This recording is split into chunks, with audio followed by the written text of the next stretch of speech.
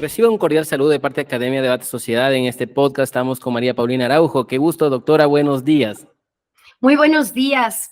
Honrada con esta invitación a espacios académicos críticos que tanta falta le hacen a nuestro país. Muchas gracias. El día de hoy hablaremos en este episodio respecto a un tema muy interesante, derecho penal ejecutivo en la nueva era de la delincuencia organizada transnacional. Estamos frente a adversidades dentro de nuestro país y situaciones que nos preocupan, razón por la cual debemos analizar de una forma académica, porque si bien es cierto, el debate se ha centrado en el tema político y nosotros debemos analizarlo desde el tema académico, que es lo que nos compete como tal. Entonces, qué gusto, mi estimada doctora, tener una vez más acá en el espacio, siempre bienvenida. Hoy queremos hablar sobre cuál es su perspectiva actual del país. ¿Qué está pasando en este momento? ¿Cuál es su lectura que hace de una forma general? Bien, importante como corolario indicar que las reflexiones no son netamente académicas. Si bien parten de la teoría, quiero aterrizarlas en lo normativo y luego en los hechos que está viviendo el país, cómo se los debería enfrentar. Y para esto hay que partir de lo general. El derecho penal se distingue de las demás ramas jurídicas porque tiene 3 niveles de acción. Y estos 3 niveles se corresponden con la clasificación tripartita del poder clásica desde Montesquieu: legislativo, judicial y el ejecutivo. Primer nivel de acción del derecho penal es el nivel abstracto, general, en donde me dan las reglas, las normas para que se pueda ejercer el magno poder que tiene el Estado, que es el de sanción, el de punición.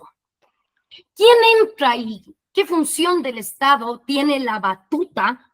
La Asamblea Nacional, porque es el único órgano que me puede crear leyes y me va a limitar el poder de sanción. Por un lado, crea los delitos y las penas. Por otro lado, las reglas y principios generales que se observa en todo procedimiento y también por ley, por regulación, cómo se van a ejecutar las penas impuestas. Todo eso es un nivel abstracto, todavía no se aplica, pero quien toma la batuta, insisto, es la Asamblea. Una vez que una persona ha decidido portarse mal, es decir, adecuar su conducta a lo que dice en el COIP, matar, robar, abusar de fondos públicos, traficar drogas, lavar activos, ahí la Asamblea ya no tiene rol alguno. Y pasamos al segundo nivel de acción del derecho penal a cargo exclusivamente de la función judicial. Y en lo penal, la función judicial tiene primerito órganos autónomos. El órgano por excelencia penal que ejerce la acción penal, la fiscalía, y en órganos jurisdiccionales tenemos algo especialísimo los penalistas. Primerito un juez que acompaña en 2 audiencias a fiscalía hasta llamar a juicio y luego para que se dicte la primera sentencia aparece un tribunal.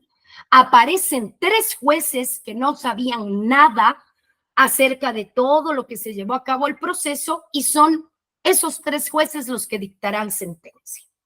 Luego vendrán recursos, una apelación, impugnación, doble conforme, luego el recurso extraordinario de casación para ver errores de derecho, que decir incluso un recurso de revisión. Ya cuando tenemos una sentencia condenatoria en firme, el segundo nivel de acción nos queda corto y tenemos que pasar al tercer nivel de acción, al tan olvidado derecho penal ejecutivo. ¿Qué entra aquí? Básicamente, el cumplimiento de las penas.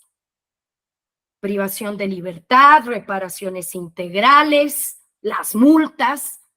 Y ahí, centrados exclusivamente en la privación de libertad, usted ve quién entra. Función ejecutiva con SNAI, que son los que se entienden, en teoría tienen el control de los centros de privación de libertad.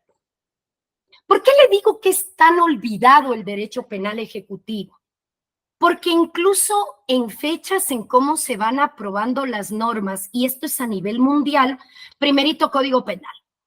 Luego aprueban los procesos criminales y al final han quedado las formas de ejecutar las penas. Y eso también ha hecho que dentro de la formación de todos los abogados en la carrera nunca nos falte materias de penal general, procedimiento penal, pero no nos enseñan derecho penal ejecutivo, a pesar de ser derecho penal. Tengo entendido que un replanteamiento de pensum que va a estar vigente en unos años, la Pontificia Universidad Católica ya incorpora esto como parte de derecho penal, y eso es necesario, porque sigue siendo derecho penal. Es más bien el cierre perfecto del poder punitivo del Estado. Te doy las reglas, delinquiste, ahora me cumples la pena, ¿sí? Y ese poco desarrollo teórico y de formación académica, lamentablemente también lo evidenciamos, sea en experiencia, sean que siempre están improvisando, que vivimos con declaratorias de emergencia, el tema carcelario. El tema carcelario se le fue de las manos al Estado ecuatoriano, cuando jamás debió pasar, porque es el Estado el que detenta el poder de sanción.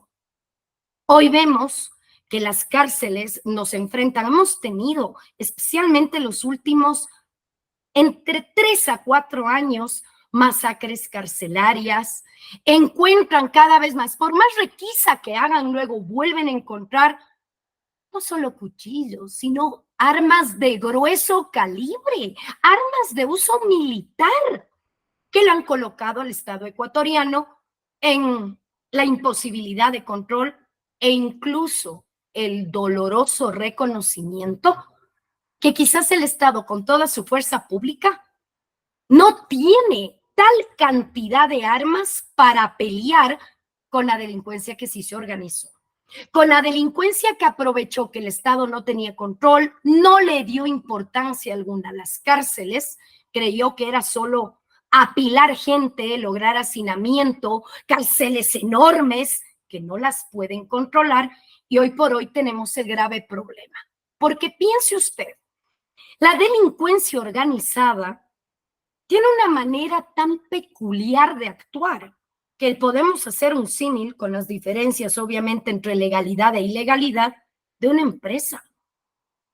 No solo es que se organizan, se aglutinan, saben bien cómo tapar, compaginarse, saben bien a quién comprar en puestos decisorios del Estado, sino que forman una red delictiva de delitos conexos. No pensemos solo en narcotráfico, sino que esas bandas primero van a reclutar quienes van a estar en su grupo. Primer grupo vulnerable y que pescan nuestra juventud, los adolescentes infractores. A quienes obviamente les dicen no te vas preso, te vas a un centro que te van a atender, te van a dar de comer, te van a dar apoyo psicológico, es más, te pueden educar. Y no van a quedar antecedentes penales de lo que hagas. Es tan macabro esto que muchos jóvenes quizás tengan una vida más digna dentro de los centros de vigilancia en donde los colocan que afuera. Y las mafias lo saben. Luego, estas mafias y los delitos conexos, extorsiones, secuestros, sicariatos, de ahí que vivimos un tentáculo carcelario ya como población civil. ¿Qué decir los índices de violencia desatados incluso en delitos contra la propiedad, menores entre comillas? Hoy en Ecuador se mata por robarle un celular. Lamentablemente es así. Y usted ve el Estado ecuatoriano que ni siquiera tiene claro que el tercer nivel de acción es tan importante como tener los delitos y el procedimiento, tiene que velar ahora a ver si es que nos da luz, ver si hay salud, si hay seguridad, y siempre las cárceles quedan rezagadas. Y no se percatan que luego esa gente va a volver a la sociedad porque no tenemos prisión perpetua. Y que esa gente, al no tener un control estatal, encuentra en la cárcel una escuela del delito y lo más riesgoso, y con esto termino esta primera parte, encuentra una identificación social criminológica.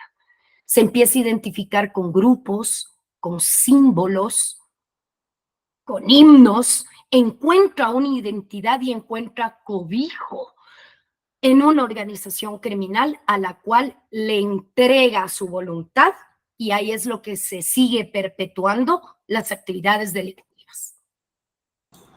Es verdad, estimada doctora, no ha existido una adecuada rehabilitación social y es más, las personas que se reinsertan a la sociedad no existe una reinserción adecuada porque si bien es cierto, siguen teniendo estas problemáticas de que como ya pertenecen a grupos que fueron reclutados dentro de los mismos centros carcelarios, dentro de los centros de privación de libertad, pues conlleva a que estas personas salgan y sigan cometiendo los ilícitos. No es que se han reinsertado ni tampoco de alguna manera ha habido una rehabilitación adecuada o correcta.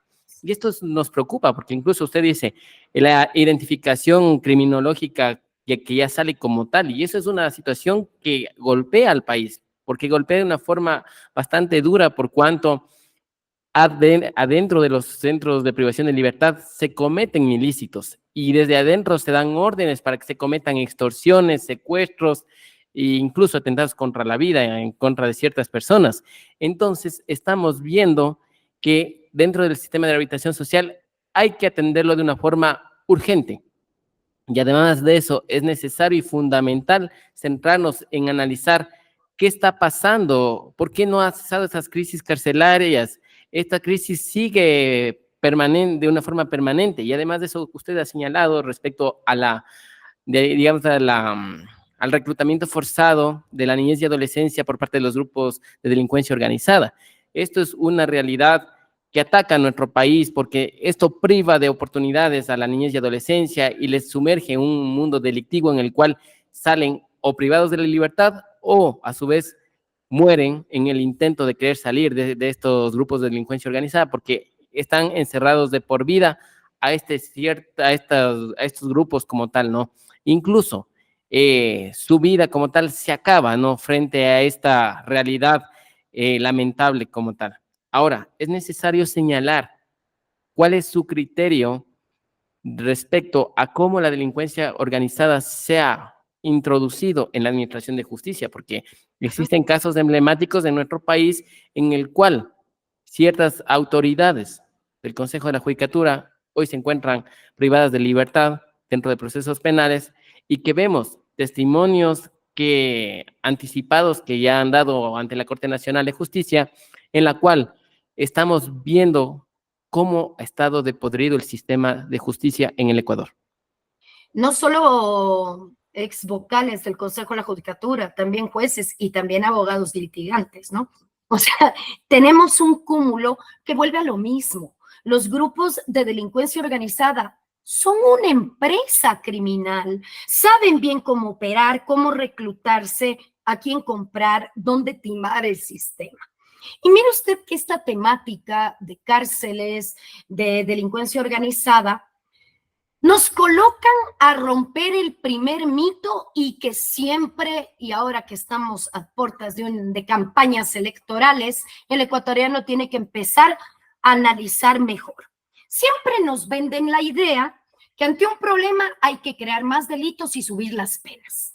O sea, esa es la respuesta siempre del Estado. Dice, ya vamos a subir las penas, vamos a crear este nuevo delito. Mire usted que en el COIP crean el delito de introducir objetos prohibidos a las cárceles. ¿Ha servido de algo? No. Usted ve que hasta bazucas y drones con bombas se encuentran en las cárceles. Primer mito caído. Luego, crearon una agravante genérica a cualquier delito cuando el delincuente lo comete desde un centro carcelario. ¿Ha servido de algo? ¿Se frenó ese tipo de conductas? No.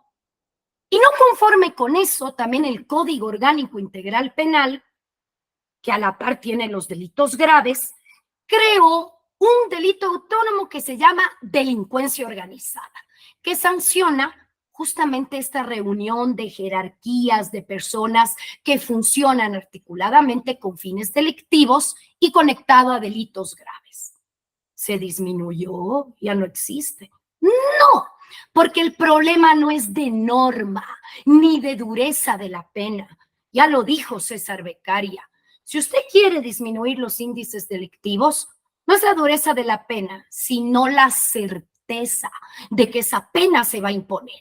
Es decir, tenga una administración de justicia impoluta, que aplica la ley sea quien sea y en todo caso que investiga, encuentra mérito, inicia proceso, se prueba la culpabilidad de las personas, se llega a condena y luego las personas la cumplen íntegramente, incluida la reparación integral. Nuestro problema falla en el segundo nivel de acción y en el tercer nivel de acción, porque leyes tenemos. Y mire usted que se nos agrava todo el contexto, porque hablamos de delincuencia organizada, vemos que hay grupos locales que se identifican, yo le digo con tal nombre, tal himno, pero no dimensionamos qué es lo que ha pasado quizás una década atrás. Porque el estado actual del Ecuador y cómo constatamos modalidades delictivas graves y los delitos conexos que ya afectan en el día a día de la sociedad civil, es que en el Ecuador, ¿qué es lo que tenemos? Tenemos lamentablemente 3 organizaciones criminales internacionales y que se conectan con 10 organizaciones locales. Lo que le digo no es poco, es harto. Y parte de una premisa validada por documentos internacionales, estudios de campo, estudios teóricos, y según una cadena nacional dada por el actual presidente Daniel Noboa, hasta incluso por rastreos satelitales. Nuestro querido Ecuador ya no es un país de tránsito de droga, sino uno que produce, almacena, procesa y distribuye.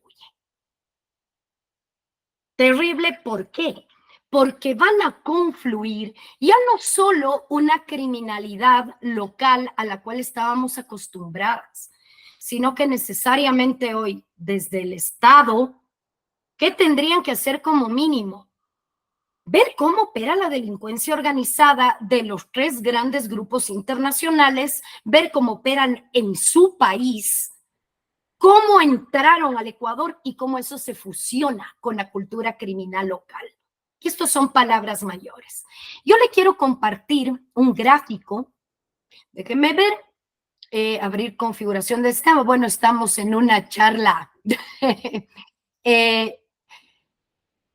que estamos perfecto aquí. Déjenme ver.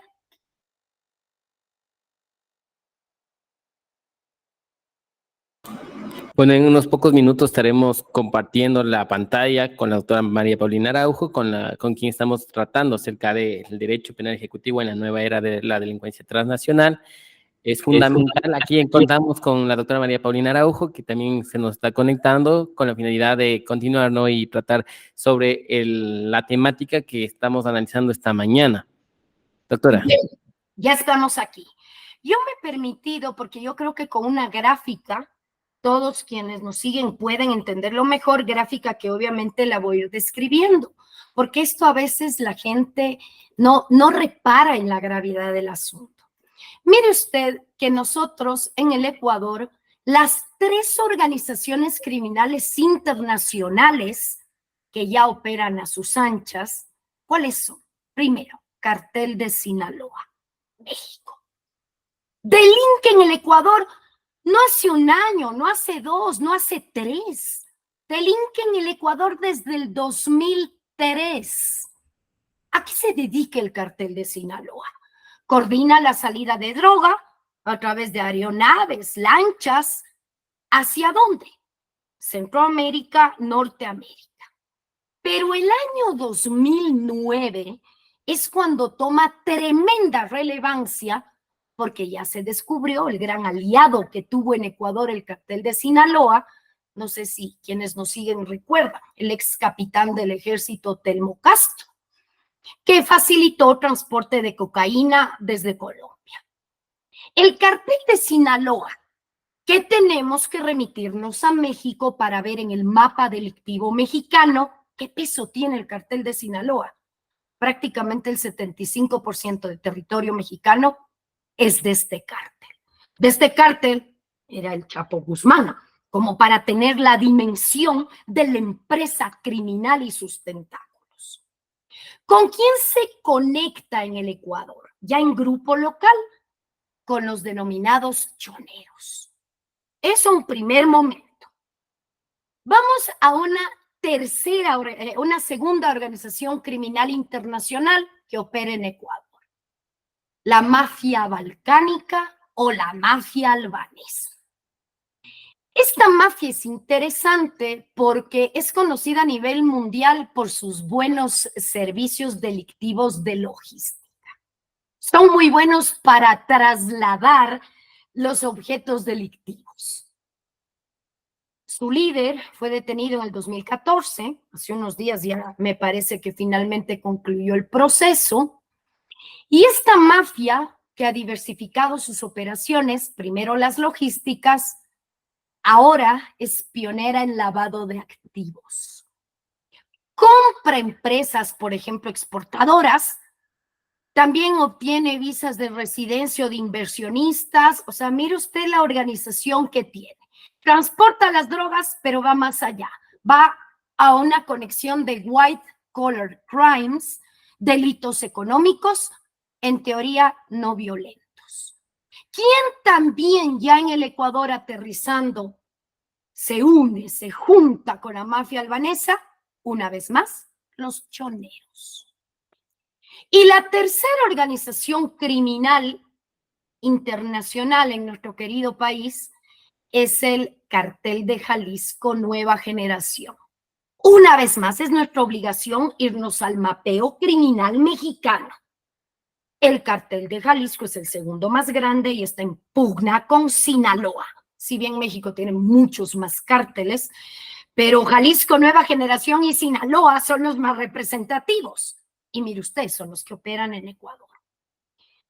Esta organización en el Ecuador, como se pelean con Sinaloa, entiéndase los choneros, acá también localmente tiene a los enemigos de choneros. Y ahí aparecen lobos, tiguerones, chonekiller, los lagartos, y aparentemente también se unen todos estos a través de una nueva generación del Jalisco, pero criolla, si lo queremos ver. En la siguiente gráfica, yo ya me permití hacer un cuadrito como para tenerlo claro, ¿no? Choneros, cartel de Sinaloa, pero necesitan brazos armados. ¿Dónde van? Fatales, Águilas, recordemos que de las Águilas era alias Junior, también los Gangster, R7, y los Latin Kings, que si bien no les gusta tomar partido, pero si tienen que identificarse con alguno va a ser Sinaloa. Y lo dicho, Cartel Jalisco Nueva Generación, chonekillers, tiguerones, lobos y lagartos. ¿Sí?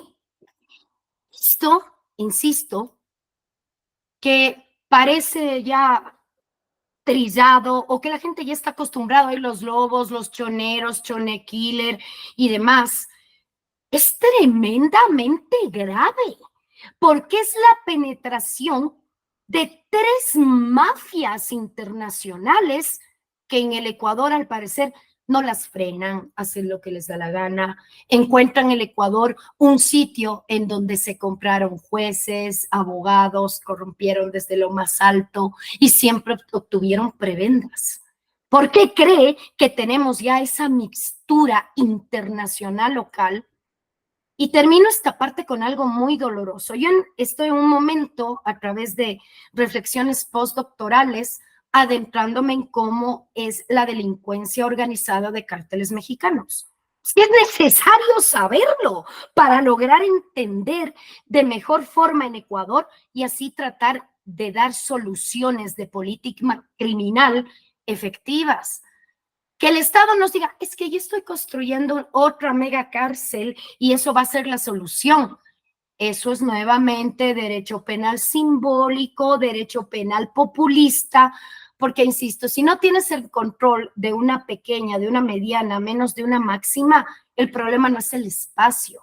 El problema es que no sabes cómo prevenir esto, se te fue de las manos. Y mire usted, con todo el andamiaje que le acabo de decir, nacional e internacional, el Estado ecuatoriano tiene en sus manos algo que, por ejemplo, México no lo ha logrado solventar. O sea, si estamos en un punto de decir, no, pero México ya lo ha tenido y México vive en un paraíso, todo lo contrario. México no ha logrado frenar este fenómeno. Quizás pensemos en Colombia.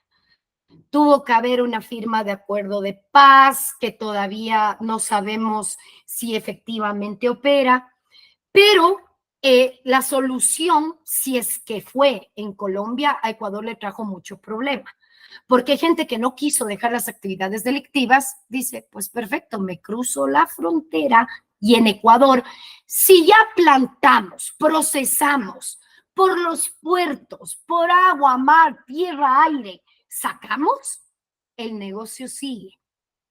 Y ojo, en Ecuador también, la UAFE, con todo respeto, nos queda harto de viento, porque hay una circulación de capitales ilícitos, pero al parecer, y los casos emblemáticos lo están mostrando, la UAFE bien sabía de operaciones inusuales reportadas por instituciones financieras y ya me dirá usted, no pasó absolutamente nada. Interesante analizar estos temas, estimada doctora. Justo usted había señalado, el tema no es en crear más cárceles en espacios, sino en el fondo del problema. Y es que la corrupción es una partícula elemental dentro de esta problemática. Si es que nosotros luchamos contra la corrupción y sabemos por dónde golpear, por ahí está la solución del problema. Y si bien es cierto, como hay este lavado de activos presente en todo el país y esto va de la mano del narcotráfico. Al golpear el lavado de activos se va a golpear directamente al narcotráfico, porque prácticamente son estos delitos conexos que salen dentro de esta delincuencia organizada como tal. Ahora, es fundamental señalar que, como usted lo ha dicho, es fundamental reconocer que el país está frente a un peligro, y es que hay la presencia de estas tres mafias internacionales, las cuales son un peligro inminente en el Ecuador, y que de esto se debe reconocer, porque estamos viendo que en cada una de las ciudades y en cada una de las provincias de todo el país está la presencia de la delincuencia organizada, y las niñas, niños y adolescentes se encuentran también como, digamos, víctimas, pero casi inmediatas frente a esta situación que es dolorosa, ¿no? Es dolorosa para el país y para todos quienes estamos analizando, porque hemos visto también cómo se ha deteriorado el derecho penal, y aquí vemos jueces, fiscales y abogados corruptos, y estamos viendo cómo... Y delincuentes. Y delincuentes. Claro, y prácticamente algunos que cuentan como que si fuera todo normal, porque hemos visto y hemos estado escuchando audiencias que ahora se transmiten de manera telemática, en la cual comentan las cosas vergonzosas de una forma normal, como que si no fuera esto algo que nos impactara, ¿no? Como que si fuera algo de la cotidianeidad. Comentan cómo funcionaban, cómo estaban aliados, incluso legisladores que han estado en la Asamblea Nacional haciendo favores a la delincuencia organizada y que hoy se encuentran prófugos de la justicia, y esto es admirable. O sea, a qué hemos llegado como país es bastante discutible, ¿no? Ahora, ¿qué hacemos frente a esta criminalidad, estimada doctora? Y aquí viene, obvio, tenemos el planteamiento del problema, la teoría, las normas, vemos que no es problema de normas, normas vivimos aprobando, el problema es que no las aplican a todos por igual.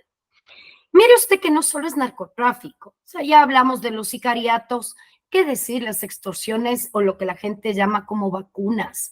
Mucha gente perdió su emprendimiento, éxodo masivo de ecuatorianos, porque ahora para poder trabajar resulta que le cobran algo para darle seguridad, no matarle o no quemarle su sitio de negocio. O sea, hemos llegado, ya le digo, la violencia delictiva de cárceles, de organizaciones criminales internacionales, a una violencia y intolerancia con la paz social bárbara. ¿Qué hacemos? Mire, Primerito, no podemos seguir normalizando que la corrupción es, y bueno, siempre ha sido así, y bueno, bajar los brazos. Si hemos detectado que ha habido malos funcionarios, sin pretender generalizar, porque la función judicial y la fiscalía sí tiene cada vez menos, pero todavía existen funcionarios y funcionarias pulcros, gente que se la juega por el país y que adicionalmente saben derecho penal. Pero, ¿qué necesitamos? A mí me preocupa mucho que con cambio de nuevas autoridades y demás, no hay una motivación suficiente de las personas que tienen muy buena formación, segundo, tienen vocación de servicio, verían ese cargo como un alto honor para servir y salvar a su país, y prefieren decir, no, ve, los concursos y están dados, todo eso. Es más, pensemos en la Fiscalía General del Estado. La delincuencia organizada de narcos, así como la delincuencia de la corrupción, de llevarse la plata pública, ¿qué va a querer? Por supuesto, controlar a quienes buscan que no los topen. Pero ahí como ecuatorianos tenemos un compromiso. No podemos entregar el país para que las mafias sigan reinando y ellos incluso escojan a quienes deberán tomar las decisiones difíciles del país. Yo soy docente y por vocación y creo tratar de llegar todos los días a futuros abogados en hacerles ver, o sea, por Dios, el derecho, sea juez, fiscal, abogado, litigante, es una profesión de servicio y requiere ante todo ética. Toda profesión parte de una deontología mínima. O sea, por Dios, los abogados también somos parte del sistema de justicia. Y esas futuras generaciones que adicionalmente vengan con valentía para si llegan a un cargo de decisión en el ámbito penal, lo hagan bien, lo hagan pulcramente, no se deban a nadie, no sean de aquellos mediocres que nadie sabe incluso cómo son colegas, pero como obviamente una persona con cero formación es mucho más fácil ser manipulada, y se va a sentir feliz que le den un cargo, pero se va a deber a un poder nefasto y le va a cumplir los intereses. Entonces, un primer punto, o sea, por Dios, ya de una buena vez despertemos y el Ecuador tiene gente muy valiosa, que esa gente valiosa dé un paso adelante en beneficio del país. Primer gran punto. Segundo gran punto, y que se ha insistido, no en este gobierno, en todos a lo largo de la historia del Ecuador. Política criminal, pero entienden reforma al código. O sea, entienden que la política criminal es solo la ley. Falso. La política criminal es integral. ¿Qué pasa, por ejemplo, con el derecho a la recreación, a la salud, al trabajo, a la protección por jerarquía de derechos a niños, niñas y adolescentes? Nada, pero si tenemos un alto índice hasta de desnutrición crónica infantil.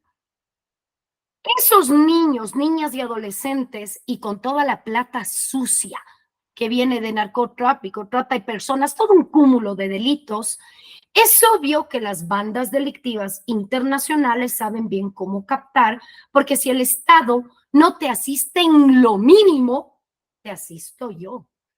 No en vano, miren, los fenómenos de los grandes narcos, la gente pobre los adora, porque les ayudan en todo, les dan de comer, les dan trabajo, así sea de sicarios, y eso es un Estado ausente. O sea, el Estado ya tiene que empezar a tomarse en serio ciertas prioridades. Mire, salud, educación, no es penal, pero previene. Y ya cuando han dado brotes de fenómenos delictivos, lo mínimo que debería ser el Ecuador es empaparse, entender el problema. Aquí quieren lidiar con el cartel de Sinaloa, los choneros y demás, o Jalisco Nueva Generación, con los otros tanto como antes luchaban contra el homicidio simple.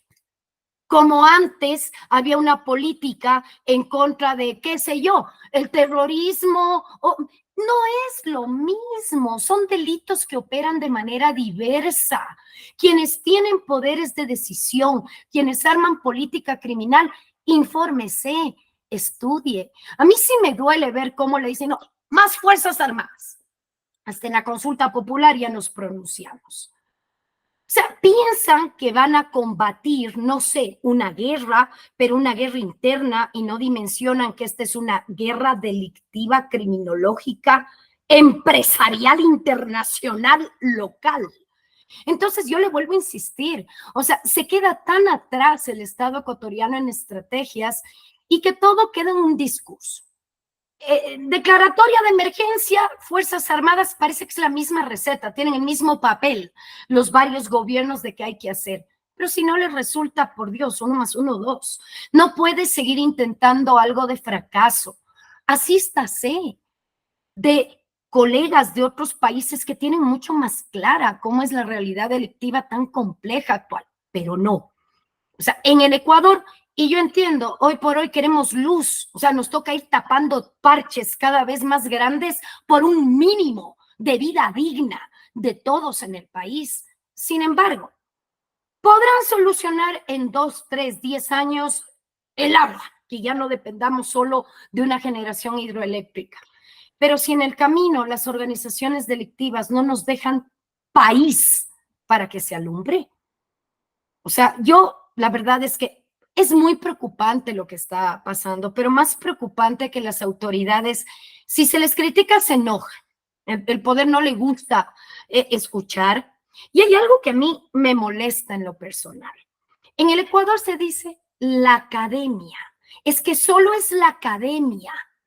Por Dios, a través de la academia estamos al día, y no solo en la teoría, vemos académicos que también estamos en la praxis, que, o sea, los gobiernos deberían empezar a escuchar más a quienes le critican que a quienes les aplauden. Porque de lo contrario, simple y llanamente, el poder, con todo lo que implica ministerios, entidades que toman decisión, incluida función judicial, se convierten en sitios para engrandecer el ego personal de alguien y desnaturalizan todo. O sea, el Ecuador sí puede tomar medidas ya. Es más, cualquiera de nosotros en una actividad diaria. Mientras sepamos que nuestro derecho llega hasta el derecho del otro, intentar ser correcto, honesto, ético, dar una mano a quien lo necesita en el día a día, ya cambiaríamos bastante.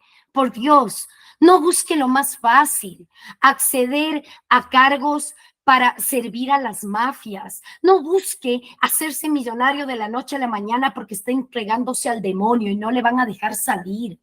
Es decir, volvamos a lo más básico y elemental, que es, no sé, una vida en comunidad y ante todo un llamado. ¿Qué tan difícil es que todos tengamos una causa común? Más allá de la ideología que uno tenga, por último es libertad de pensamiento lo que uno tiene. Pero queremos todos un país mejor. Todos, yo creo que sí. Queremos todos un mínimo de seguridad para poder caminar, trabajar, yo creo que sí, ahí hay un objetivo común. Queremos todos que los servicios más básicos estén cubiertos para luego aspirar a una mejor calidad de vida, yo creo que sí.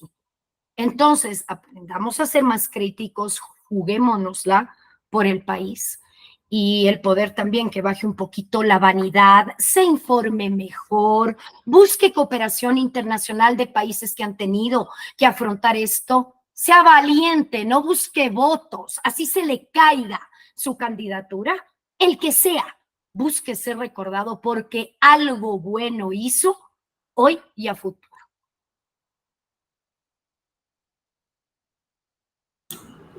Esto que acaba de señalar, estimado doctor, es fundamental para la transformación de nuestro país. Creo que es necesario identificar que esa falta de valores que provienen incluso desde los hogares hace de que vengan estos problemas a futuro en los jóvenes, por ejemplo, que incluso existen profesionales jóvenes que han sido procesados en estos casos emblemáticos de corrupción, quienes prácticamente dejaron entrar al demonio, como usted lo ha señalado, y de alguna manera se han introducido dentro de estos grupos de delincuencia organizada, han sido empleados de estas estructuras criminales y que hoy se encuentran privados de libertad.